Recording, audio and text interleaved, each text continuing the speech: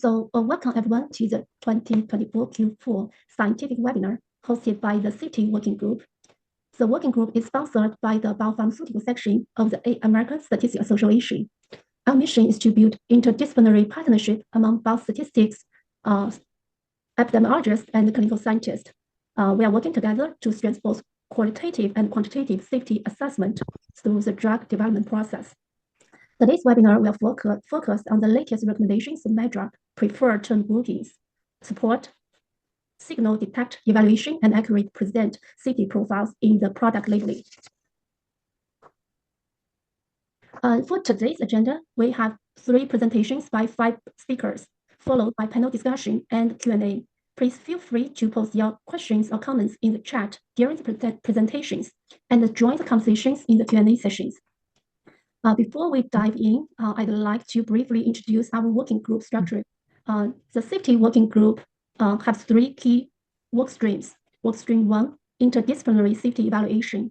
Work stream 2, safety monitoring statistical methodology.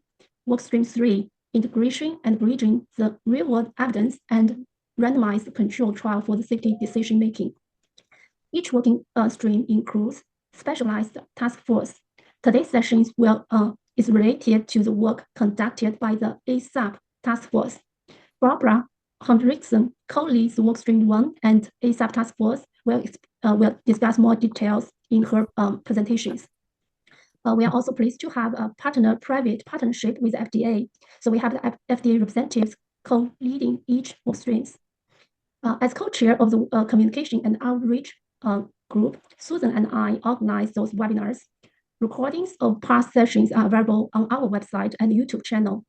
If you are interested in joining our working group, please reach out. I'd also like to extend a special thanks to Barbara Hendrickson, who coordinates today's session. Dr. Hendrickson is a faculty member at the University of Chicago and a former vice president of pharmacovigilance and patient safety at AbbVie.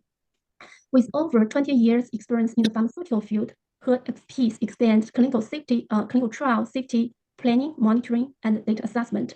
Thank you all for being here today. Now I will hand it over to Barbara, and she is going to introduce our today's speaker. Yeah, thank you, Michelle. Maybe you can move to the next slide. Thanks. So this slide shows our speakers for today, and I won't read everything on their bio sketches, which you should be able to do at your leisure later, but I'll just mention Peg Fletcher. She is an oncologist and clinical pharmacologist and is the founder of MedAssessment. Our other speaker today is Matt Gordon, who's a statistician and is currently a compound statistical lead at Janssen. Scott Prostel is a physician who was previously for 19 years at FDA, but now is vice president of medical informatics at MedPace. And Radhika Rao is an internist and a medical director at AbbVie, and is involved in multiple educational efforts related to drug safety.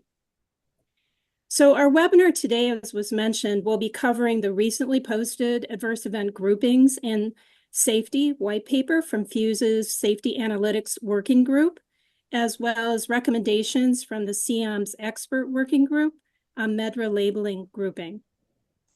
These documents, I think, contain important information about which persons working in clinical drug development should be aware. In addition, these recommendations should be taken into account during product level safety assessment, which is where they intersect with the work by Michelle. Mac and Peg will start out by describing the content of the PHUSE white paper, and then Radhika and Scott will discuss the MedDRA labeling grouping recommendations. And lastly, I'll consider how these recommendations might impact product level safety assessment at different stages in drug development. Then we'll have a panel discussion and open up the session to questions. Lastly, I want to note that actually all of the speakers contributed to the PHUSE white paper, while Radhika and Scott were also members of the CIOM's working group. So I'll turn it now over to Mac, who will get us started.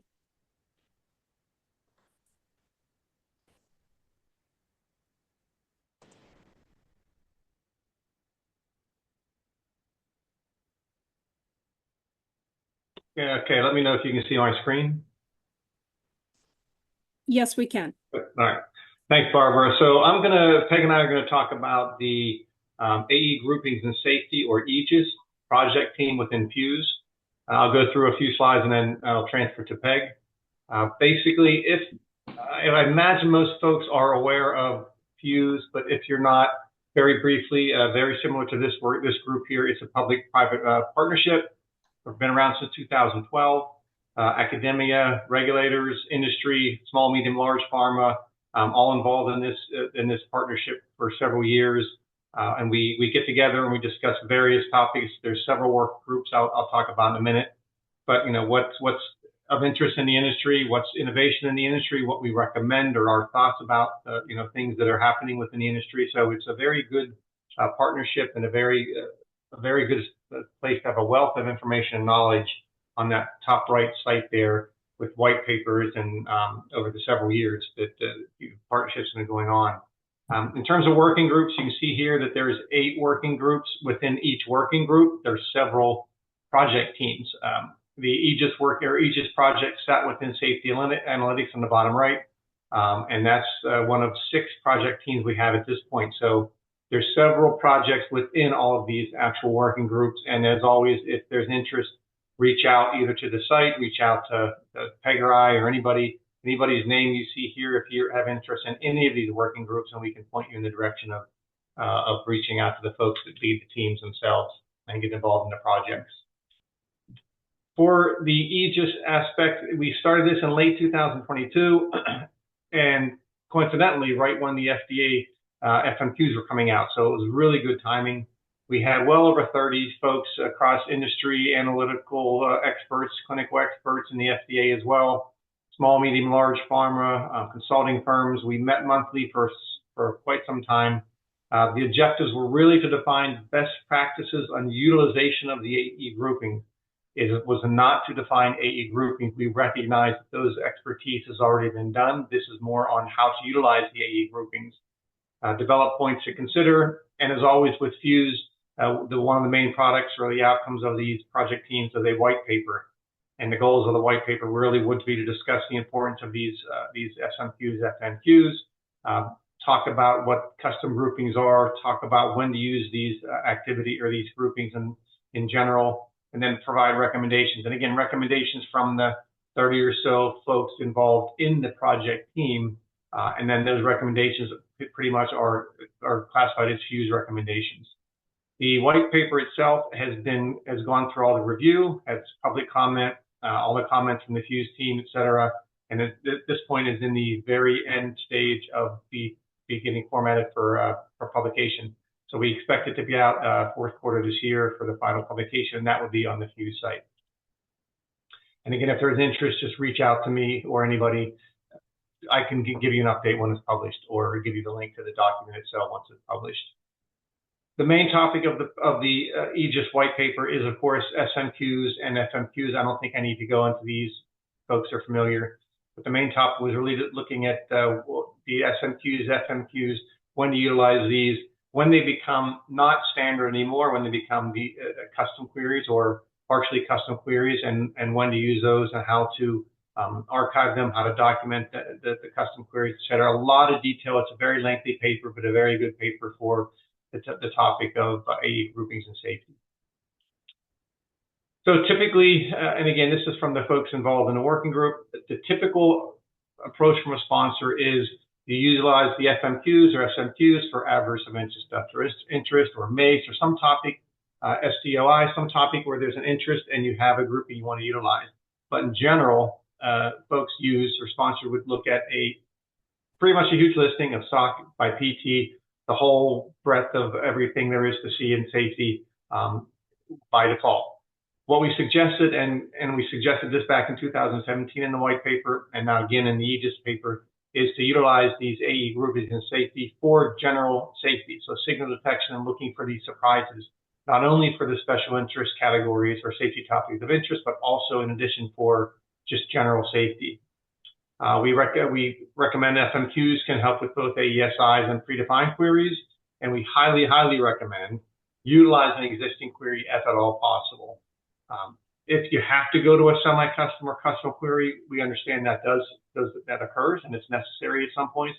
But if at all possible, use an existing query And by that, we mean if there's some terms in a query that just don't make any sense, like a pediatric term in an adult study, that's fine. Leave it there. Don't customize the query, because once you change it, it's a custom. And once it's custom, then you have to maintain it. And we also recommend using narrow FMQs and SMQs for general safety reviews. So I think with that, Peg, I transfer to you for the remaining of the slides. Thank you, Matt. And as Matt just finished pointing out, the FMQs has been working in this area for a long time, and the white paper recommendations started with the 2017 white paper. Points I'll highlight at that time recommending that MedDRA PTs be used as the predominant industry practice, and I believe that's still the predominant industry practice. They discussed the importance of reviewing AEs to be sure that there isn't excessive splitting up of data among different terms, which is, of course, what underlies the creation of groupings. MedDRA is highly detailed, but it includes at the same level terms that reference the same diagnosis or medical concept. The standardized MedDRA queries, SMQs, now organized and maintained by MSSO, have been in place for quite some time, and these are still very widely used. And if that exists, the general recommendation would be to use it. If you want to move to the next slide, Mac. FMQs went through creating an example of standard tables that would outline the use of a SMQ or a FDA medical query. Note that the recommendation is that you list each included preferred term in your tables, and that was repeated in the 2021 white paper and has not changed. Next slide. So how were these standard medical groupings created? We now have them for almost 300 different medical conditions. Both were created by expert committees. They're based on access to global data, not just the US. Both are maintained for the standard queries either by FDA or by MSSO, noting that may be possibly at different intervals. Both include a narrow and broad subset structure, and I do want to pause for a moment and talk about that. The narrow queries are including terms that are really reflecting the diagnosis, whether it's actual synonyms or whether it's terminology that physicians in different locations will use when they're describing how they saw a patient come into the clinic. And it's important to remember that that's the origin of this data, is what did the physician think when they came in to saw the patient in the clinic. Sometimes in AE data, you get lists of symptoms instead of a diagnosis, and that's where the broad subsets come in. However, the specificity of the broad terms is so low that it introduces a large amount of noise. So the recommendation in general when you're doing safety or signal detection is to look at the narrow terms. The broad refers to the addition of non-specific terms to narrow. So it's got both. But in doing so, you significantly lose sensitivity, you introduce noise, and from a process point of view, you create a great deal of work for physicians to review those additional subjects to see whether they really had the medical condition you're interested in or not. So the current white paper recommendations, if there's a standard grouping, FMQ or SMQ, use it. As Max said, there's no need to remove terms in a standard grouping that don't apply to the population because there won't be any events and the term won't show up in the listing. For example, neonatal terms are not going to show up as adverse events in an adult population. Next slide, Mac. I would like to talk for a couple minutes about documentation and maintenance of groupings, because this is a substantial amount of work and should not be underestimated. FDA and MSSO are handling these aspects or have already handled them. But if you create custom groupings as a sponsor, those groupings are going to be the sponsor's responsibility. Documentation should include the rationale and clear definition of the medical condition. Clear definition includes the rules that govern the inclusion or exclusion of terms. And anybody who has ever worked on creating the scientific definition of a population for efficacy recognizes how challenging that can be. The documentation also needs to include a robust audit trail, which is really part of maintenance. So yes, you're going to perform a MedDRA impact analysis for new versions every year at least, but you also need to have periodic review for medical experts. The medical experts are constantly coming up with new terminology, sometimes to the dismay of those of us who've been in industry for a while. You also need to review if you're applying your concept to a new patient population. Consider, for instance, a hormonal agent which has been used for prostate cancer, which is now going to be explored in a female population. Perfectly reasonable, but you're going to see different adverse events, and you're going to need to make sure you've reviewed and captured your concept appropriately. And again, the audit trail is necessary to document any and all changes. Next slide, Mac. So the conclusions of the white paper, as we said, use a standard AE grouping for queries if you can. I will note that it's important to actually review the preferred terms to ensure that the intended medical condition is captured.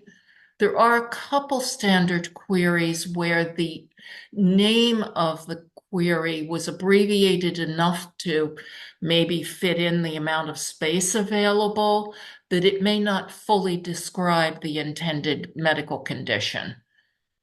Again, any modification becomes a semi-custom or custom query. That means it needs to have a new name. Both FDA and MSSO are very explicit about that. For most safety and signal detection purposes, the narrow FMQ and SMQ is recommended. Most of us would only use a broad grouping, really in early clinical development when you're really trying to determine what it is you're seeing that might be a signal because of the amount of noise and the workload for review.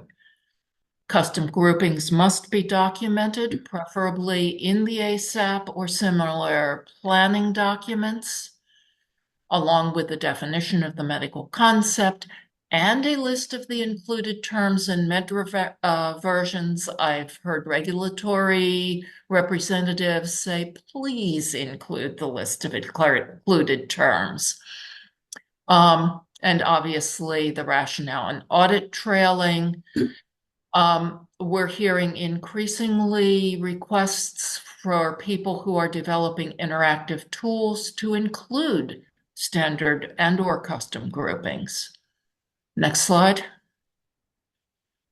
I'm going to let you read this from the white paper itself. There was certainly a lot of discussion about the resources required for implementing AE queries if you don't do it a priori.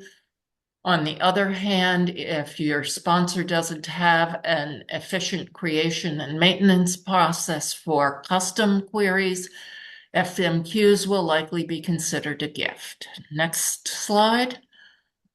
So, as we said, the next steps, the white paper will be published shortly. The project team will likely be continuing to discuss possible future work. Next slide. Big thank you to the 30 plus people who contributed to this white paper. Next slide. And the white papers in FMQs deliverables, if you go to www.fmqs.global, look for the deliverables icon. Next slide. The Safety Analytics Working Group itself has a number of sub-projects ranging from liver functions, interactive lab analyses and displays, down to education and processes for collection and treatment emergent definition. Next slide. Long history in FMQs of addressing these issues. Next slide. And here is the contact information for most of us. And I want to thank you for your attention. And I'll turn it over. I believe Radhika has the next presentation. Yeah, thanks, Peg and Mag, very much. I'll let Radhika take it away now for our next presentation. Great. Thank you, Peg, and thank you, Barbara and team, for this opportunity to share the tremendous work accomplished by the SIAM's MedDRA Labeling Groupings Expert Working Group. The title of the Expert Working Group Consensus Report that was published in March 2024 is as stated here. Introduction to MedDRA Labeling Grouping, a standardized approach to grouping adverse reactions in product safety labels. Next slide. This is a consensus report with contributions from all the members of the SIAM's MLG Expert Working Group, which includes representatives from various regulatory agencies and the pharmaceutical industry who worked diligently from 2019 to 2023. Next slide. Here's a picture of the SIAM's MLG Expert Working Group. Next slide, Mike. As you are aware, SIAM's mission is to provide guidance on various topics in public health through collaborations across regulatory agencies, the biopharmaceutical industry, and academia. Next slide. Here's a disclaimer stating that the views and opinions expressed today in the PowerPoint slides or in the discussion are our own and should not be attributed to any organization, including those which the presenters are employed or affiliated. Next slide. Today, Scott and I will be presenting a few key contents of the Consensus Working Group report, such as the MLG definition, objective, and the principles and conventions that were created, an MLG example that was created for illustrative purposes only. And we can delve into the differences between SMQ and MLG, followed by conclusion and future considerations. We encourage you to please access the publications of the SIAM's MLG Expert Working Group, such as the manuscript and the Working Group Consensus Report, for your reference through the links provided in the slides. Next slide. It is important to note that MLGs are groupings of near synonymous MedDRA preferred terms. that conveys substantially similar clinical concepts. The objective of the MLGs is to communicate the most accurate, consistent, and understandable description of the adverse reactions in the label to the healthcare providers. Due to the similar etiology and homogeneity of the preferred terms, the scope of the MLG medical concept is narrow. Next slide. The regulatory guidances for labeling purposes from EMA, FDA, and Health Canada show that the recommendations from these regulatory guidances, they all mention that grouping adverse reaction terms that represent the same phenomenon. For example, sedation, somnolence, and drowsiness could be grouped together.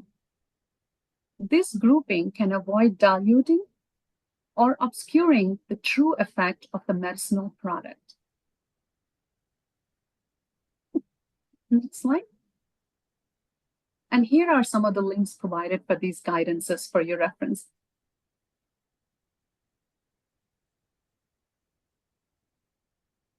After extensive discussions, the SIAM's MLG Expert Working Group gained consensus on these 6 recommended principles.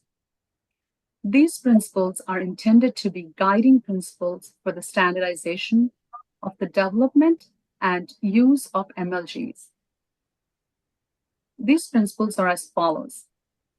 The MedDRA PTs that convey substantially similar clinical concepts should be combined into MLGs when presented in product safety labeling. The process of grouping PTs into MLGs should not result in loss of clinically meaningful safety information. The use of MLGs, while recommended, should be voluntary. The content of MLGs, when used publicly, should be specified in order to ensure transparency. The use of MLGs is intended to foster international harmonization in a manner consistent with existing regulatory frameworks. MLGs should be made easily accessible and widely available to ensure transparency and consistency.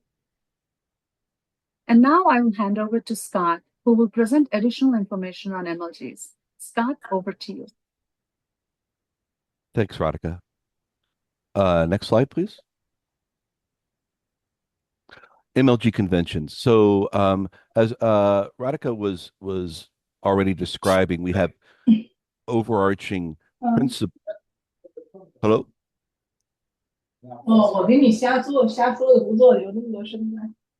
Could you put yourself on mute? All right. So as Radhika was mentioning, we developed MLG principles, which are overarching strategies for the creation of MLGs, really to give a big picture of what we were trying to establish. The MLG conventions are a little more granular to help guide how MLGs would be created and maintained. And so I'll just go through those. The first is MLGs based on MedDRA terminology and should be comprised of MedDRA PTs. I don't think that's too surprising. The medical concept of the MLG should be clearly defined. MLGs represent defined clinical conditions like diagnoses, signs, symptoms, test results. If an MLG represents a diagnosis, the PT content usually does not reflect signs or symptoms of the adverse reaction.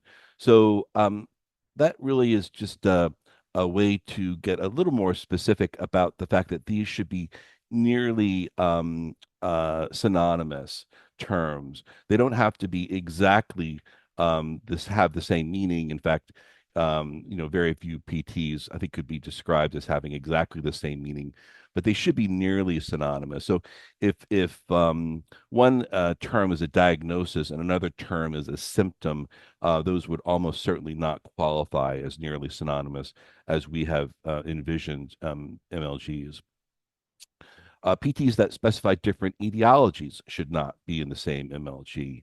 And here we have an example. You should not combine hemolytic anemia with anemia. Obviously, they both represent anemia, but providing an etiology or cause would make this a separate term that shouldn't be in the same MLG. PTs included should be age agnostic. This, I think the wording is maybe a little bit confusing. Certainly terms that represent different age groups should not be combined. But there really is no reason to forbid any age agnostic age specific PTs. It's just that you wouldn't group PTs that specify different age groups in the same MLG. And Convention 5, PTs that indicate different differences in clinical importance would not be grouped together. And this is really just restating the same idea that these should be nearly synonymous. And we have some examples here of abdominal pain and abdominal rigidity. We would almost certainly consider abdominal pain to be of lesser severity than a rigid abdomen, migraine versus headache, renal impairment versus renal failure. So I think, providing these examples, we were intending that it would help put, again, a little more specificity to what we mean by nearly synonymous. Next slide, please. So convention number 6, the clinical concept reflected by the PT should not be different from the concept implied by the MLG name.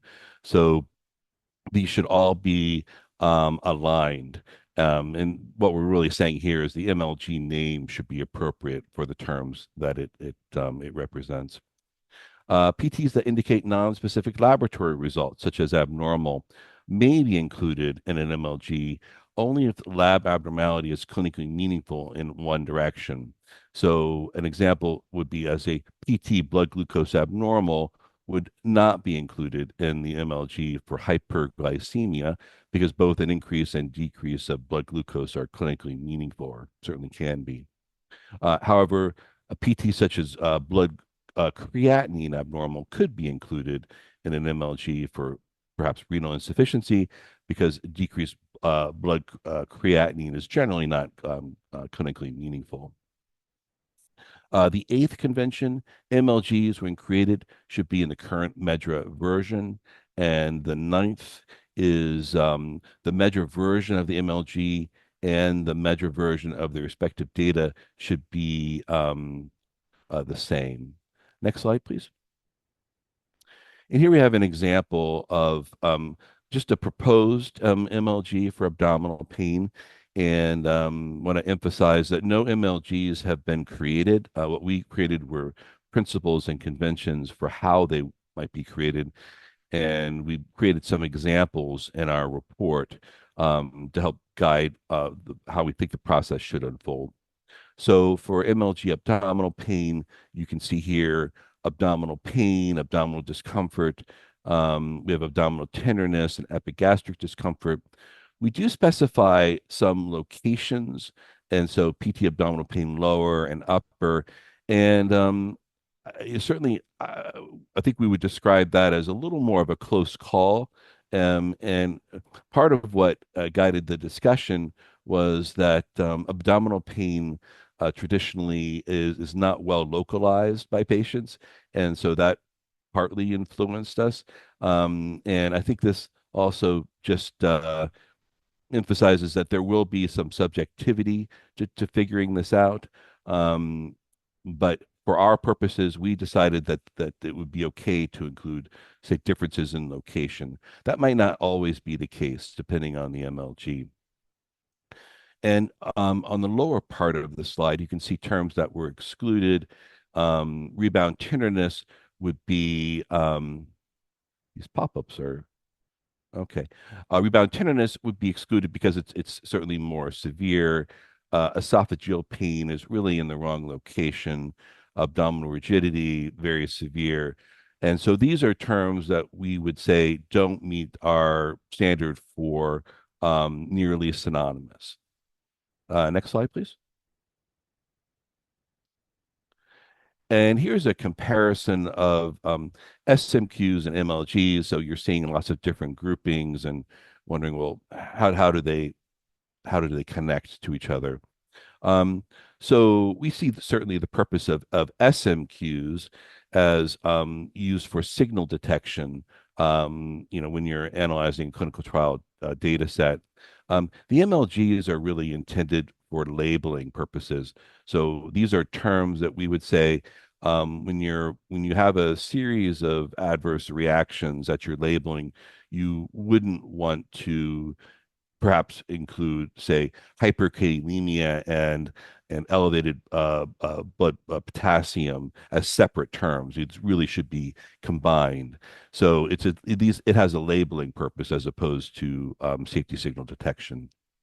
The status is quite different. SMQs are well established. They've been around for decades. MLGs do not yet exist. What we've created, again, are um, I'd say principles and conventions for how they would be created. As far as the content, the SMQs can certainly include a range of terms that have a similar that all reflect some similar concept. Say, for instance, pancreatitis. There could be many different types of pancreatitis. All of those would be included typically in an SMQ. Whereas for MLGs, these are really should be nearly synonymous terms. So we wouldn't include different types of pancreatitis together within an MLG.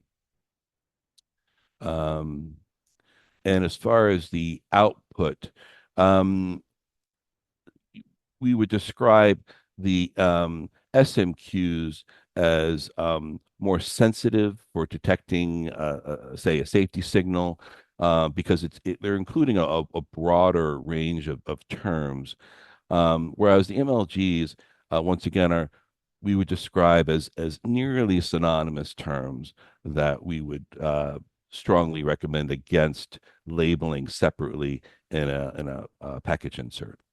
Next slide, please. So in conclusion, the objective of the MLGs from our standpoint is to improve communication and product safety labeling. MLGs will need to be communicated to stakeholders as well as maintained and updated based on changes in MedDRA terminology as well as medical practice. We believe a consistency across product safety labels would be promoted if MLGs were adopted, and particularly if they were centrally created and made available to individuals who are creating product labels and MedDRA users. There are some important issues that need to still be addressed prior to the implementation of MLGs, not the least of which is the creation of MLGs. But certainly who would own MLGs and how would they be maintained, determining how to present MLGs and product safety labels, how to display custom groupings of preferred terms by pharmaceutical companies and health authorities. And while implementation of MLGs poses important challenges, we do believe that an open and deliberate process guided by MLG principles would be a significant advance over the current situation where institutions are taking different approaches when creating their own groupings. Next slide, please.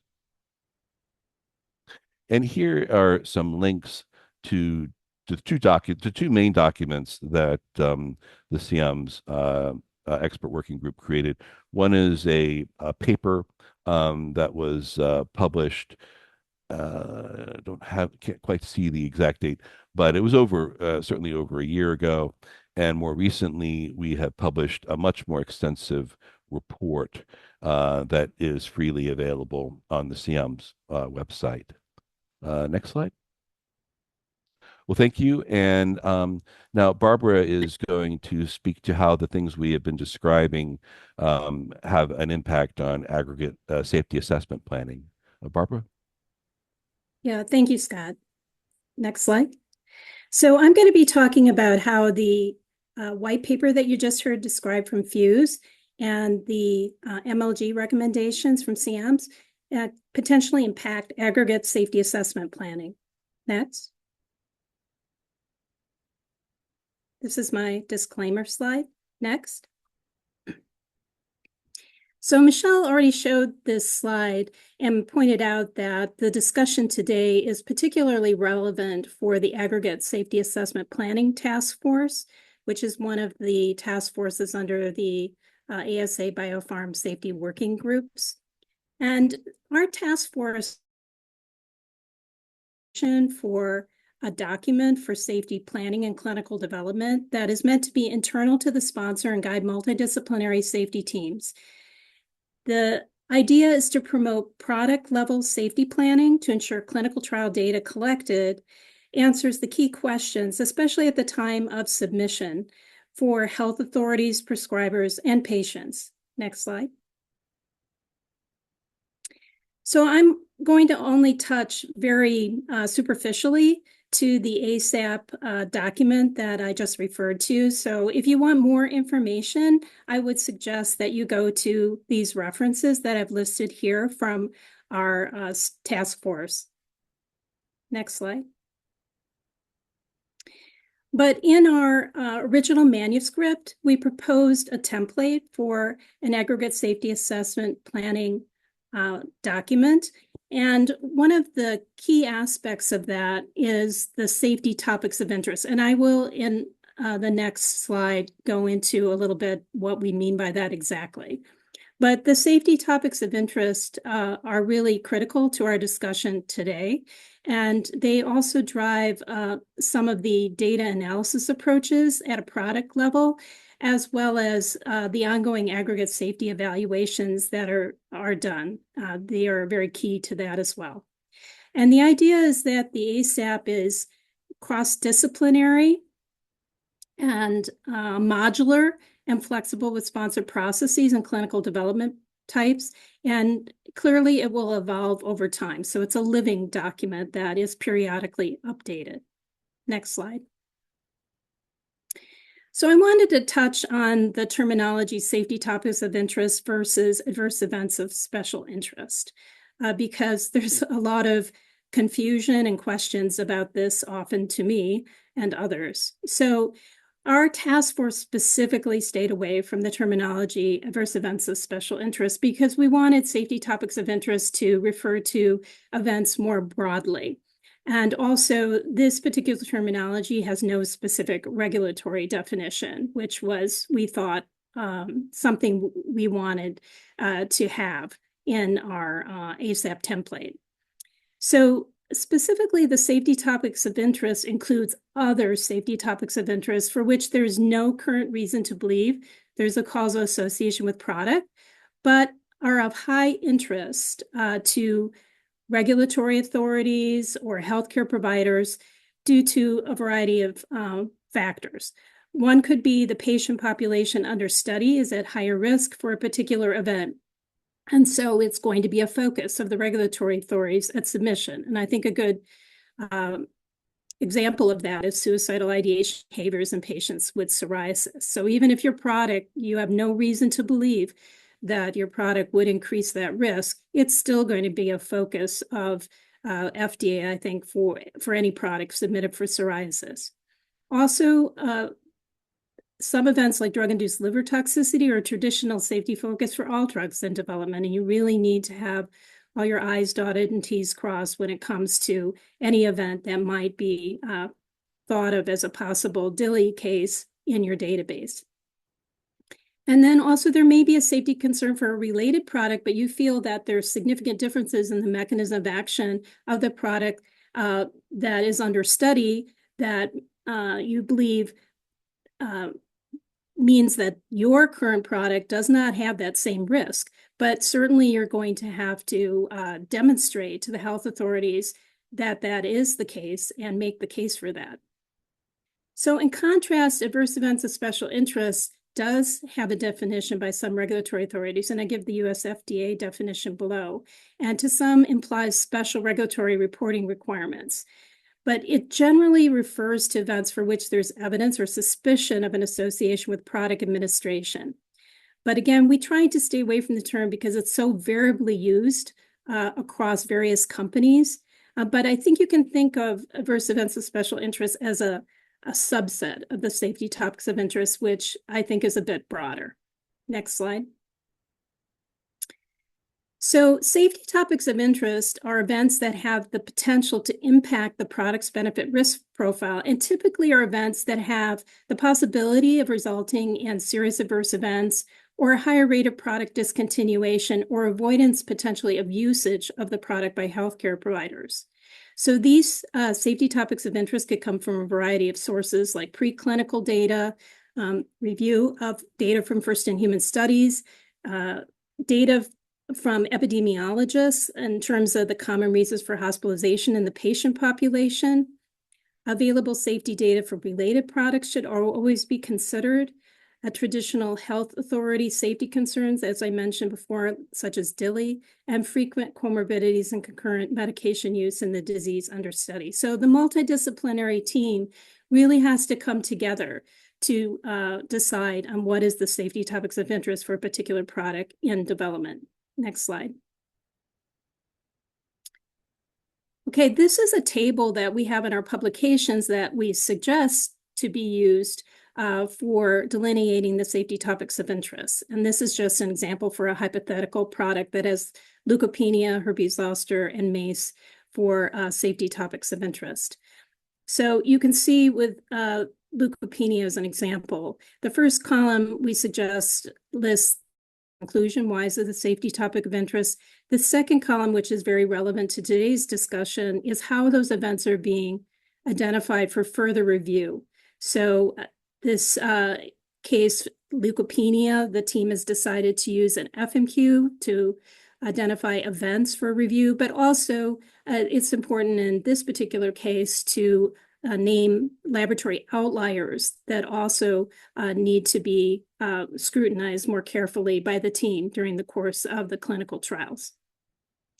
And you can see herpes zoster, the other one that I have listed here. There is no FMQ or SMQ that's relevant for herpes zoster. So in this particular case, the team has to develop a custom PT grouping for that event. The third column should note whether event adjudication is being done. So maybe you identify events by an SMQ or FMQ, but there's further adjudication to really hone in on the events that meet the medical concept that is of highest concern. And then the next column speaks to whether there's any special data collection beyond routine for all adverse events, so like a supplemental case report form. And the last column is any relevant restrictions that might limit the generalizability of the data that's being collected during development, like specific study exclusion criteria for study entry. Next slide.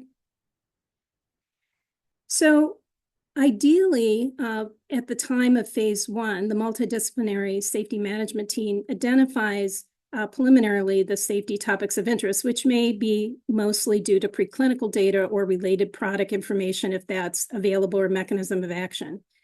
And so then once they do that, they need to align on the database search criteria for those events, which will pull those events for more detailed review and to ascertain the number of occurrences across the study or program.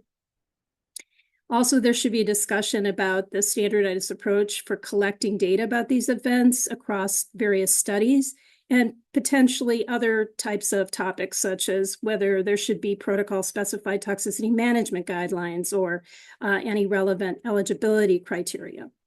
And then the team needs to agree on standardized data analysis approaches, both at a product level for adverse events in general, as well as for the safety topics of interest. Next slide. So regarding the event searches for ongoing signal detection and evaluation during clinical development, I think that teams should really consider the recommendations from that FMQs, Adverse Event Groupings and Safety White Paper that Peg and Mac discussed. I think, while those are recommendations, I think they're very useful ones that a team should look at when thinking about how to identify the search criteria for their safety topics of interest. Next slide. So sometime either at the start or during phase 2, generally there's refinement of the safety topics of interest based on either phase 1 results or other new information that's come in. And often there's an expansion of the safety topic of interest list during phase 2. So also you have to think about these event searches you're using. And as like I mentioned before with that herpes zoster example, if there isn't a published standard query that's going to work, then you need to consider creating a custom query, but you need to justify why you're doing that and document the creation of that and what was the drivers for that. Also, during phase 2, you should, again, discuss whether there's any need for specialized data collection and whether adjudication should be employed. And also, importantly, start considering whether key background event rates in the population should be explored. And then if you're doing that, how the search criteria for the clinical database lines up with how those events were identified in the data source that you're using for that background rate, because that's very important to try to see if you're comparing apples to apples as much as possible. Next slide.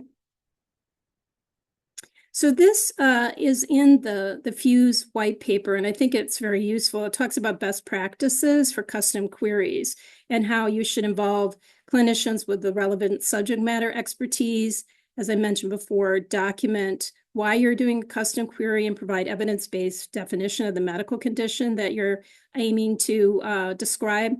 And when developing a custom query that's going to be used across multiple data sets, create a comprehensive list of preferred terms that includes all the terms relevant to the medical concept.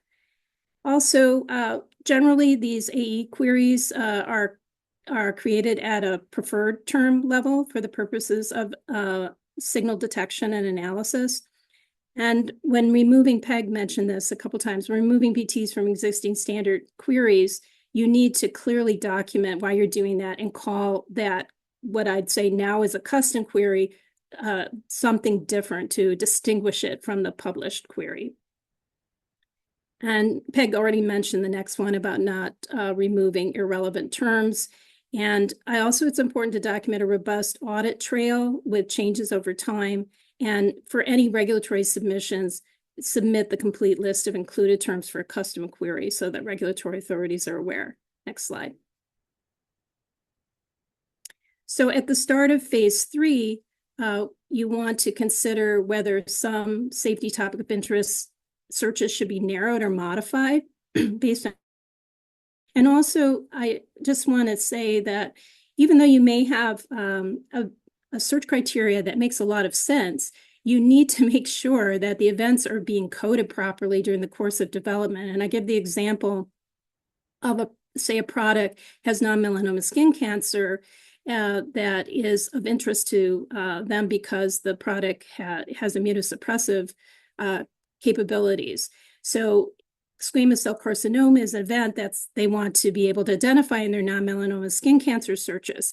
But if the investigator doesn't report the location, so just reports the event as squamous cell carcinoma, it's possible that event will not get picked up by a skin cancer search. So it's very important during the course of development to be paying attention to how investigators are reporting these types of events and make sure they're getting coded to the most specific code available.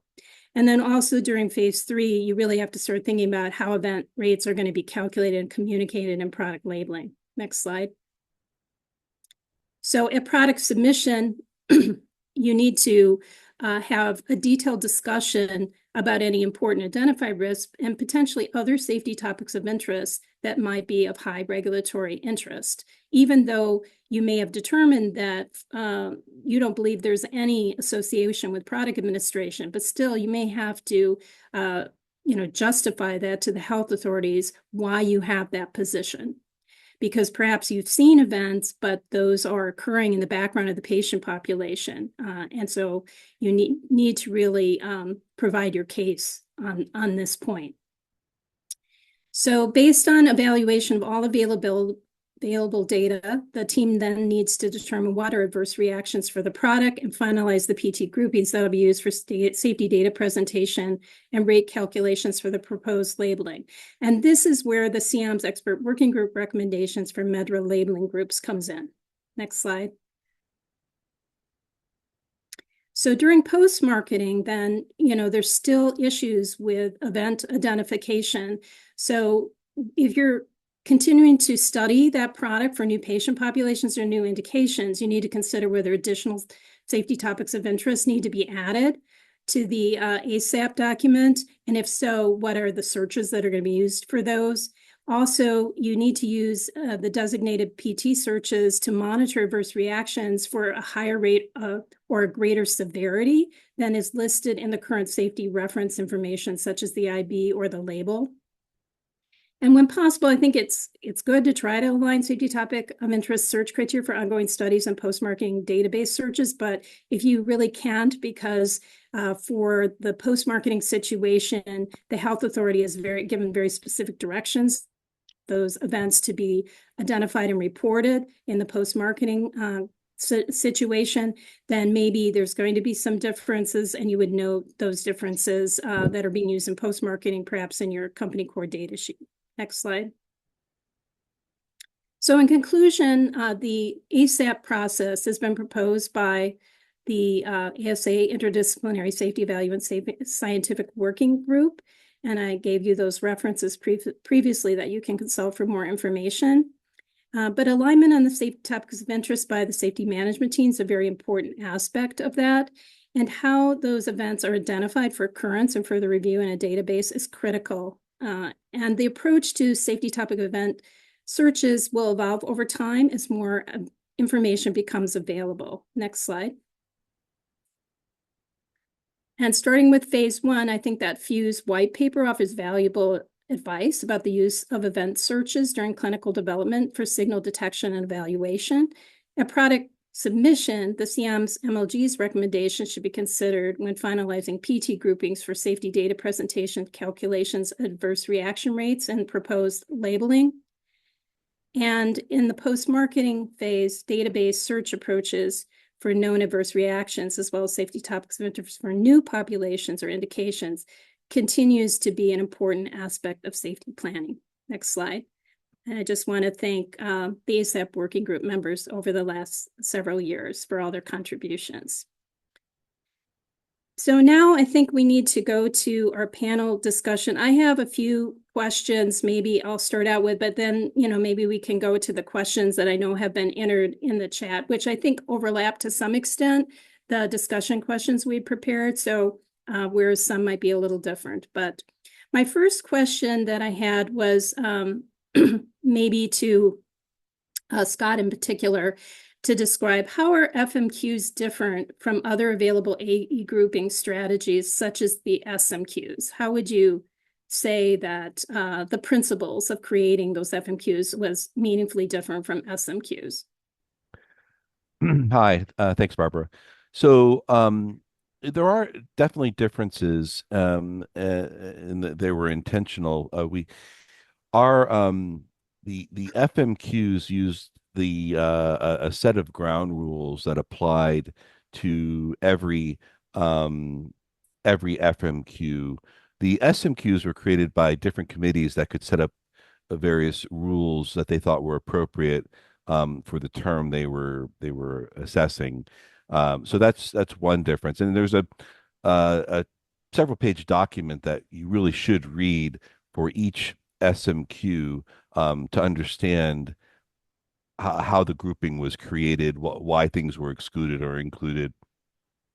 Another difference is that for the FMQs, we were very, I don't know if it's conservative, we were very inclusive. So the SMQs would exclude terms, for instance, that, some of the SMQs exclude terms based on etiology. and that even though it was an example of the underlying term, say pancreatitis, it would exclude, say, alcoholic pancreatitis because it was felt that the drug couldn't cause alcoholic pancreatitis, and so from a practical standpoint, they excluded. We we wanted to have a broader or wider net, thinking that where you start with safety analysis is you want to see all the examples of whatever entity you're pursuing, and can certainly exclude them later on.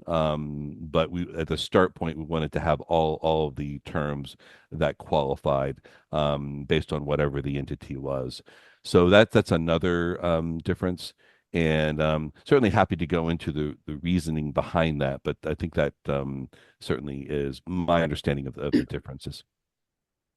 And it's true as well, right, Scott, that the FMQs include terms from multiple different MedDRA versions, right? That's right. Yeah, as opposed to the SMQs where they're updated for each new MedDRA version. Right. Well, we update for each new MedDRA. Well, for each major MedDRA update, we update the FMQs. We had a other listings of terms based on prior submissions. So we have terms that are not even preferred terms. We have even misspellings we've included. The idea again was to have as broad a net as possible to capture relevant terms in a data set. It would also allow us to look at legacy data, that might not have used preferred terms or another taxonomy.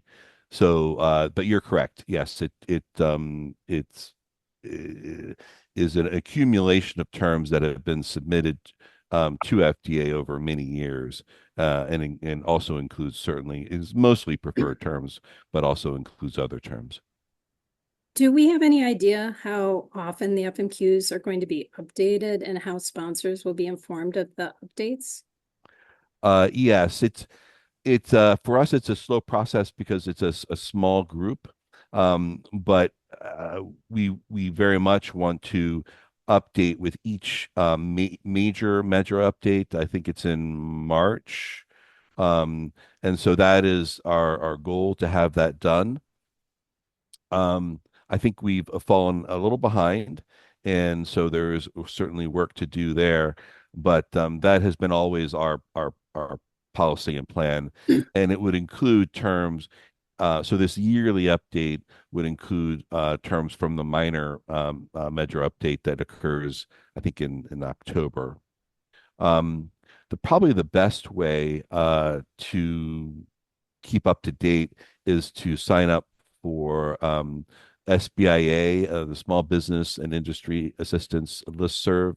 So any changes to the FMQs or updates will be announced through SBIA. So I would certainly recommend that. And they're working on posting the FMQs to a standards data site within the FDA internet, as well as the sites for the BERS team, which creates these, as well as the Office of Drug Evaluation Sciences, which is within BERS. But these will all be announced through SBIA. So I think it's the best strategy would be to sign up for those announcements. Okay, that's very helpful. And I think another hot topic is, are sponsors required to use FMQs in their safety analyses when they submit to FDA for marketing and product for marketing authorization? They're definitely not required. One might describe it as enlightened self-interest to apply the FMQs, because FDA will be. And so you might want to be aware of what FDA is seeing so that you're prepared with any concerns that might arise from from those groupings. But this is very much an internal effort by FDA to as a strategy for looking at safety data, and it's definitely not a requirement of industry. Okay. Maybe I'll pose this question to Peg. Do you have any thoughts about what health authorities outside of the United States might think about FMQs if they're used in the submission documents, especially if there's an SMQ for a similar medical concept? Well, let me talk about or ask what you mean by think about. The first time this came up, the word that was used was accept, and I'm sort of thinking, well, regulatory authorities tend not to tell us ahead of time what they're going to accept. They tend to say it's a review issue. If by accept you mean would a submission be considered not fileable, at least where I'm sitting, have not heard anything like that, and I'm not sure if anybody else wants to comment. Whether they would accept it for a final determination would, I think, be a review issue. They can always ask for additional terms to be included in a search or a different set of terms to be included in a search. Yeah. Yeah, I would agree. I mean, I think even with the use of SMQs in my experience, you have health authorities sometimes that come back and don't even like the SMQs and want you to use their own proposed PT search criteria. So I think it's probably just going to be most likely like anything else, you know, if they don't like how the approach that was used, they will let you know and ask you what they would desire instead, I think. Yeah, I would just second what I'm sorry. No, go ahead. Well, I was agreeing with you. I just want to, it would never be a refuse to file issue. This is, you got our lingo down, Peg. You've been listening. It's a review issue because that would require a lot of interpretation. Refuse to file is really the data is essentially inadequate or unreviewable.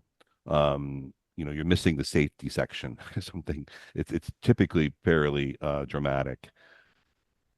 Yeah, the review issue, I think the question's always going to be whether your compilation of terms has addressed their question. And I think the more transparent you are about how you prepared your collection of terms, the more likely it is to be understood and accepted. Certainly including the list of terms is something that is, I think, during our discussions, we heard repeatedly how important that was.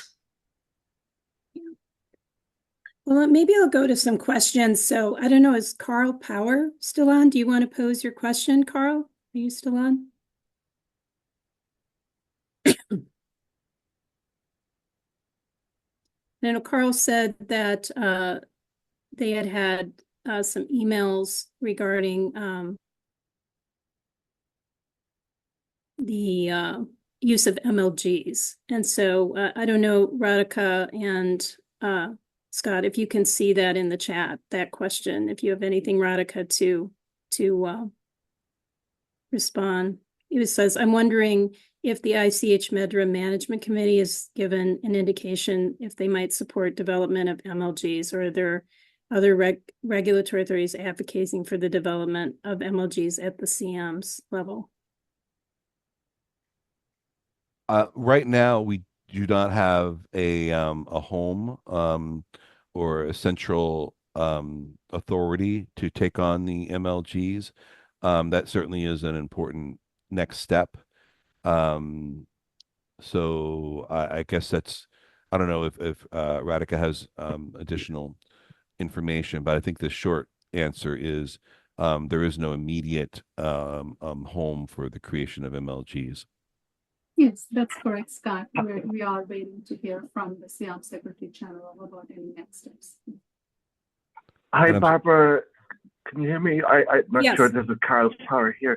I'm so sorry. I thought I was muted, but I wasn't. So actually, I did contact both the FDA with regards to FMQs and CIAMs as well with regards to the MLGs.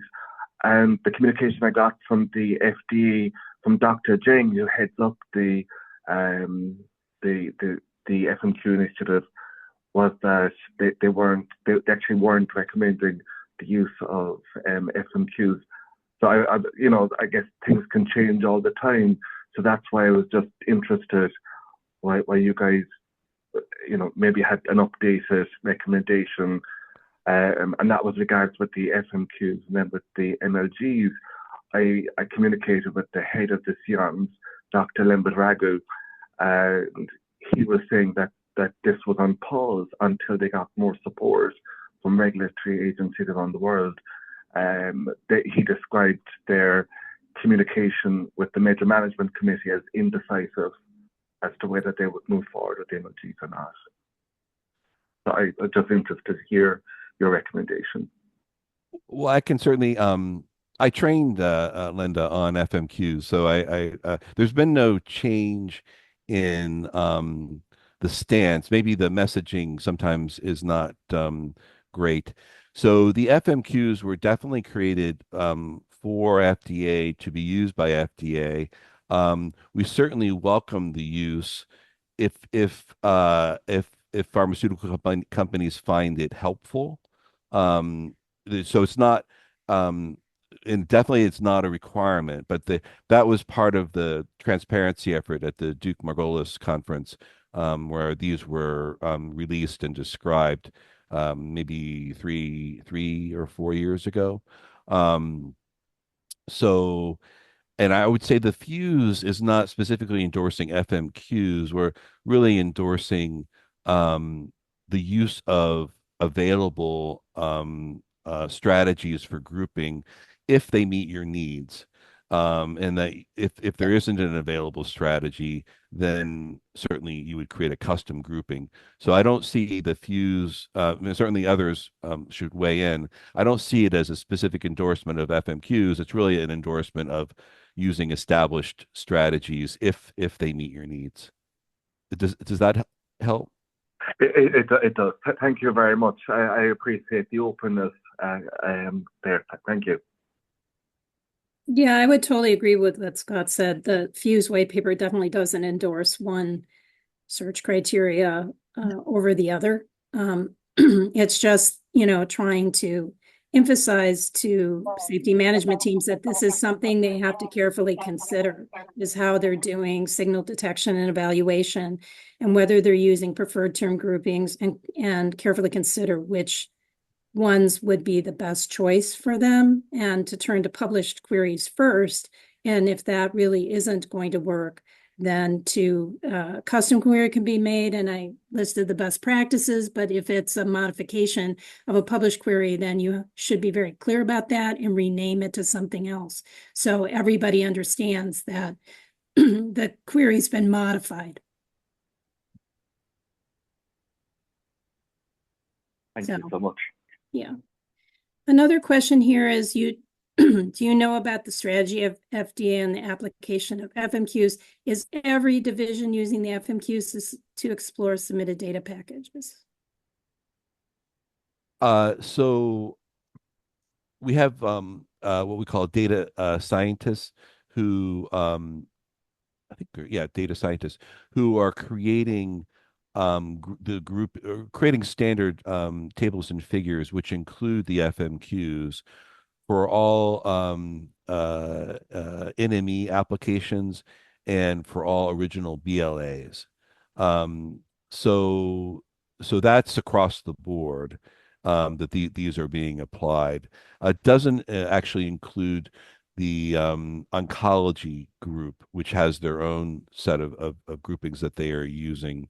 So short of oncology, which is a separate center, These groupings are being applied to all NME or new molecular entity NDAs as well as original BLAs. They also can be created or applied by request for divisions. It could be an efficacy supplement or a safety supplement. It can go beyond what I described, but for every NME, NDA, and for every original BLA, these groupings are being applied and provided to the review division. Thanks. For CEDAR within the Office of New Drugs. We have a question from Ranjita. She asks, is FDA using FMQs for post-marketing surveillance as well? That's a great question. So the answer is no. So the issue for post-market surveillance for FDA is it's typically they have or frequently they have too many reports. And so the grouping actually increases your net of things that you have to review when there's a safety signal. The other issue really is the post-market reports are frequently have low quality data, and so if you're widening the net with terms that are related but are certainly far from even nearly synonymous, your ability to tease apart based on the available information in the post-market report is it's very difficult because there's so little information and the information is typically of a low quality. This is definitely different from a clinical trial. So we've when I was at FDA, we certainly spoke with a post-market surveillance group. And it's an interesting question, but from a practical standpoint, it's hard to see that the FMQs would be beneficial. The broad terms would not work at all. Narrow would be somewhat difficult. Within narrow, there are near synonymous terms, but they're already doing that. So they have a listing of designated medical events that have very similar terms that they apply as groups when they're doing their surveillance. But that's a small part of what we call the narrow FMQ, which is a broader group. Okay, thank you. If anybody else has a question still, please enter it into the chat because we're getting close to closing out. But I'll just ask Mac, Scott just referred to broad searches versus narrow. Are there any situations where you see broad searches being useful? I mean, I think the white paper, says in general, the narrows probably are typically the most useful, but when do you think broad search? Yeah, I think Peg answered that great. It was early development for sure, right? Especially when you're looking at a rare disease, new mechanism of action, new compound, where you're really trying to build the safety profile from the beginning, from the get-go. You have to look at, in my mind, the broad SMQ, so you can really get all the information possible. But as you move further along, past the early development and your proof of concept stage, where you should have a fairly good idea of the safety topics of interest and other issues, that you can move to the narrow. But so the short answer would be early clinical development, a new entity for your organization, rare disease space where you have very limited information as well, and you can't get that information externally possibly, and then move into clinical development with the later stage in the narrow. Thank you. Anybody else want to add anything to that? I guess I would just add that a lot of it, we've sort of walked around the statements both in post-marketing and in the broad versus narrow of the quality of the information available.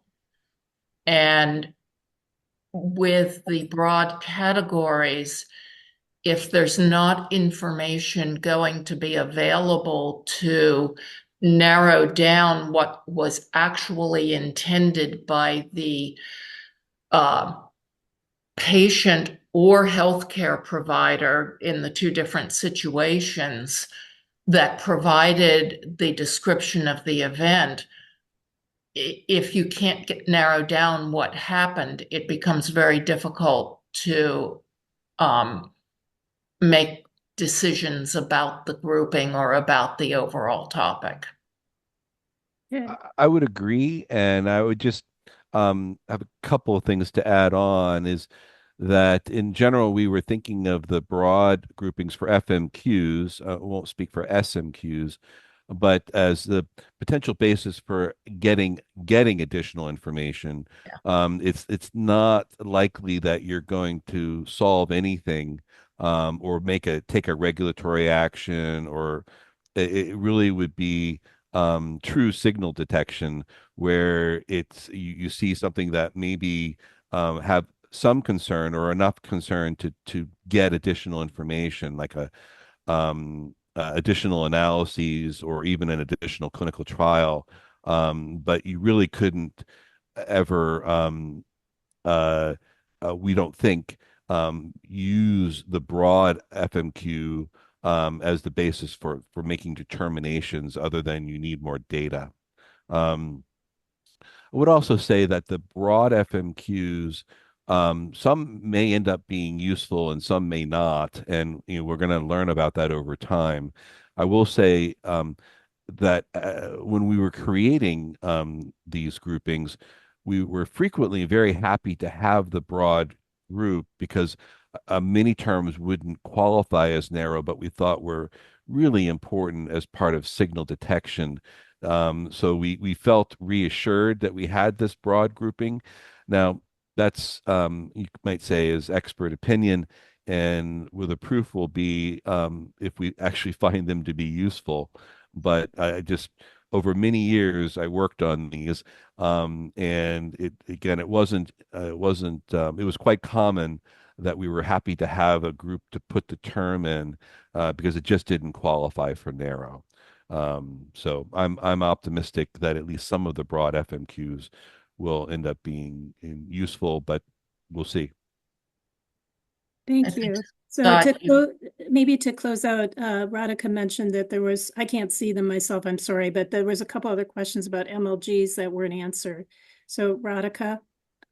Thank you, Barbara. Scott, I do see a couple of questions. The first question is, any insights as to why Blue Ribbon panel discussion on use of grouping in labeling were discontinued? I would say I'm not aware of any. I don't know. What do you think? I'm not sure. Actually, I'm certain I don't understand the question. Andreas? Yes, sorry for that. That was me. So I think in 2008, the MSSO hosted an expert panel that proposed MedDRA labeling grouping as a concept, and then dropped the idea, and it was never heard of. I thought maybe somebody from you had an insight as to why the MSSO did not follow up to create a general concept of MedDRA labeling groupings. Yeah, I don't know I'm familiar with that issue.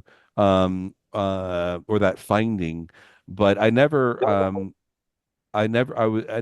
found the underlying reason behind it, so I just don't know. It certainly predates my involvement in the group, so I don't know. Agnello was on the call earlier, and I think I know Radhika's here. So they both predate me on the CIAMS working group, but it's an interesting question. I don't have the answer. Yes, thank you, Scott. We do mention in our report about the Blue Ribbon panel mentioning about the MedDRA labeling entities, but we are not aware of the reasons why it didn't continue. Is there another question that wasn't answered? Yes. There's a question that how the MLG groupings get updated with MedDRA versions. So just wanted to mention the examples that were shared were only created for illustrative purposes. We do not have any MLG groupings that are currently created, but certainly that is one of the future considerations about maintenance and how to create and where to house them. And Scott, would you add in? Right. So again, the MLGs don't exist. We need a home for them, someone who will maintain them. The kind of obvious points in time for updating the MLGs would be during the major and minor MedDRA updates, or at least for the yearly major update.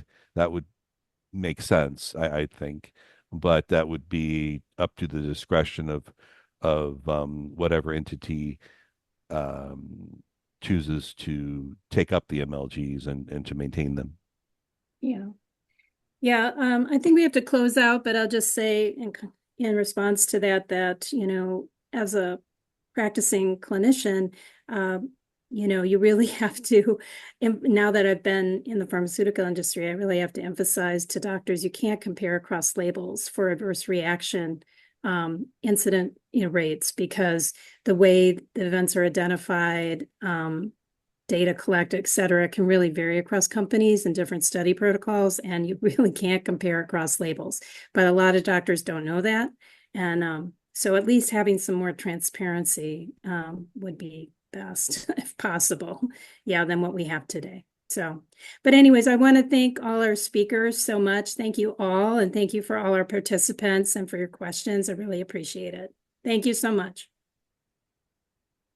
Thank you. Thank you.